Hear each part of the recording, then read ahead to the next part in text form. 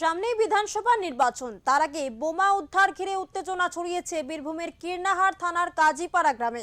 শনিবার বেলা 12টা নাগাদ গোপন সূত্রে খবর পেয়ে কাজীপাড়া গ্রামের একটি পুকুরের পাড় থেকে 10 পিস তাজা বোমা উদ্ধার করে কীর্ণাহার থানার পুলিশ।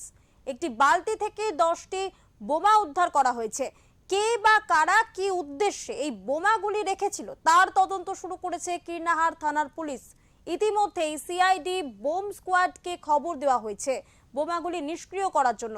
এলাকার আরো কোনো বোমা মজুত করা রয়েছে কিনা তার তল্লাশি শুরু করেছে কীর্ণাহার থানার পুলিশ।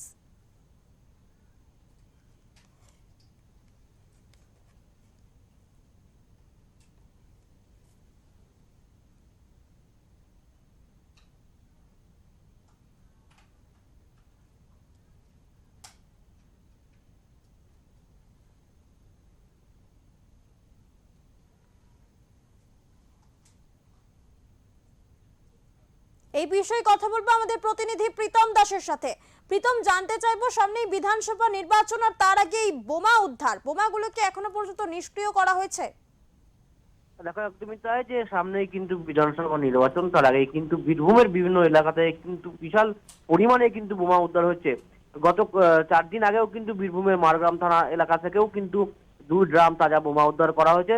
আজকে সকালবেলা কিন্তু কিন্নাহার থানার যে কাজীপাড়া সেই গ্রামে কিন্তু স্থানীয় লোকজন দেখতে পায় পুকুর পাড়ে কিন্তু এক ড্রাম কিন্তু তাজা বোমা কিন্তু দেখতে পাই। তখন তড়িঘড়ি কিন্তু কিন্নাহার থানা পুলিশকে খবর দেওয়া হয়, হলে কিন্তু গোটা এলাকাটাই কিন্তু ঘিরে রাখে কিন্নাহার থানা পুলিশ এবং তারা বোম স্কোয়াডকে খবর দেওয়া হয়েছে বোমাগুলি নিষ্ক্রিয় করার জন্য।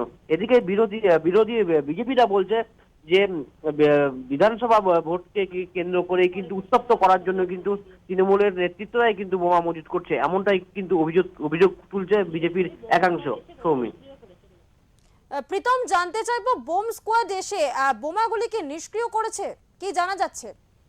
দেখো, এখনো পর্যন্ত কিন্তু বোম স্কোয়াডকে খবর দেওয়া হয়েছে, কিন্তু এখনো তারা এসে পৌঁছায়নি। তারা আসলেই কিন্তু বিভিন্ন জায়গায় কিন্তু গিয়ে তারা এই বোমাগুলো নিষ্ক্রিয় করবে, এমনটাই কিন্তু আমরা সূত্র মারফত খবর জানতে পারছি। ধন্যবাদ প্রীতম। বিধানসভা নির্বাচনের আগে ফের বীরভূমে বোমা উদ্ধার।